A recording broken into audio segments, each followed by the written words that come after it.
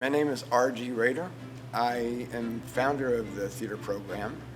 When I first came here, I came as an English professor, and the vice president, who is interested in theater, asked me if I'd be interested in starting a theater program. And I came here expecting just simply to teach English for the rest of my life, and said yes, and started teaching the Acting 1 class in 2005, and then started the theater program through all the necessities of trying to create the program so people could vote on it, and that was 2007. COVID killed theater worldwide for several years, and I think we had one class online because a student had to graduate, and it was okay for Acting 2 because it's acting for camera and you could do some things, but Acting 1, which was oriented towards theatrical acting, it was not very good for the student, not very good for me in terms of what we had to do. It helped the student as much as I could, but how can you perform in your bedroom? And then afterwards, I decided before I retired, I'd like to rebuild the program because the program was very strong in the past.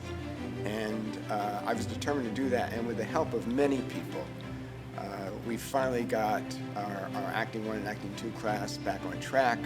The Acting 2 during COVID, or just a year before COVID, I changed Acting 2 to not advanced acting for theater, but to acting for camera, because I thought it's more valuable to students to have a broader perspective when they go into acting these days. It's not just about theater. Matter of fact, it's much more at this point. And there's so many opportunities out there as it relates to what's going on your phone. So we started it again with the help of admissions, with the help of fellow faculty, with the help of students in the past and students in the present, and especially one student who is one of my better students and was in an off-Broadway play of mine. He really started pushing it, and all that together really got us back on track. And I think we're ready to really build a strong program once again. When you're not acting for a while, in my case it was teaching, you miss it. And now that it's back, all of a sudden, okay, this really does matter, and it always has mattered for me. And I know students even feel that way as well. Oh, it's grown considerably. I have a good number of students in my Acting 2 class, which is acting for camera, and that's building in my Acting 1 class, which is acting for theater. And we're having a play again after 3 years of not having a play.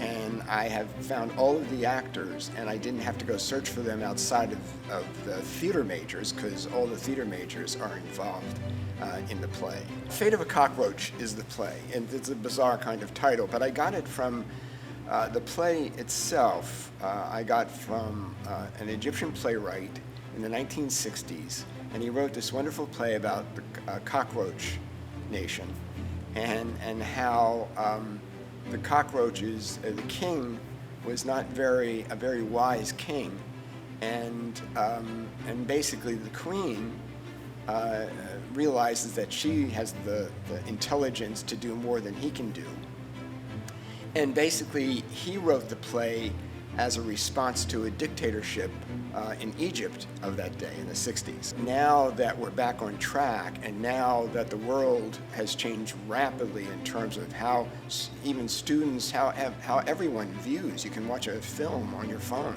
that opens up everything. Because of that has gotten students back in, because now they're realizing that they're not just learning about theatrical acting, they're learning about how to act in a number of ways. Because today, an actor gets out there, he or she really has to understand the value of both film, television, theater, and the other opportunities that are given to them in order to make a living from it, if they wish to do that. Well, I like the changes as it relates to giving the ability of students to go beyond just theatrical, thinking about the theater. It's too bad that, if someone has a nice voice, all of a sudden everybody says, oh, you should be on Broadway.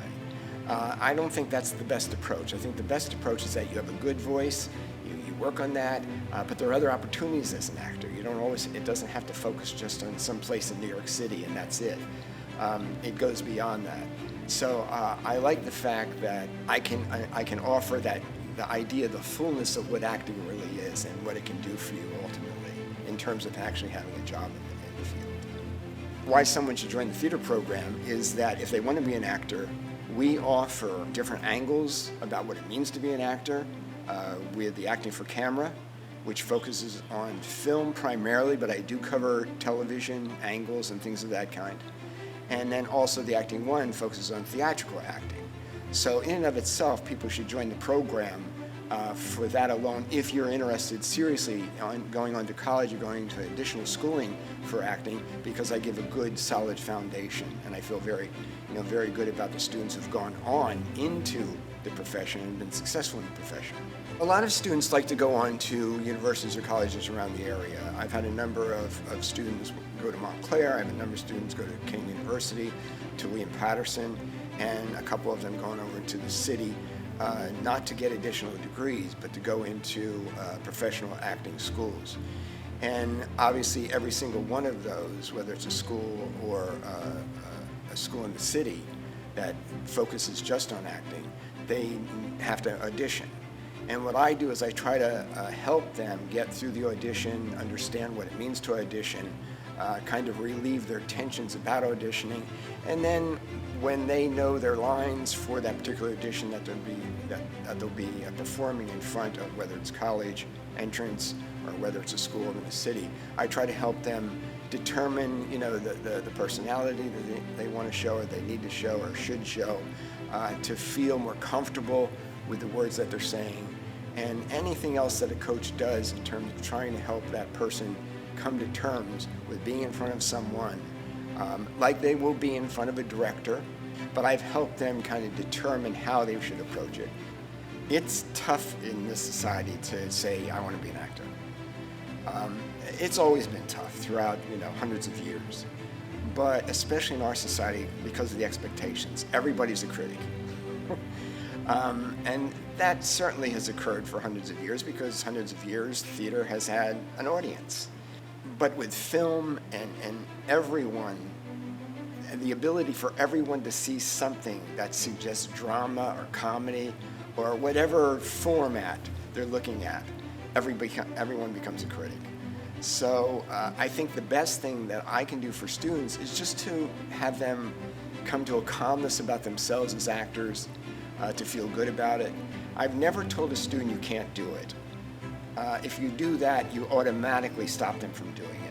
I've seen people that thought they could be actors, didn't do well initially, and then go out and all of a sudden they get a job and they turn into this wonderful actor. That's few and far between, but nonetheless it happens. So I will never tell a student you can't do it, but I would try to guide them in a way that makes them more realistic about what they're dealing with.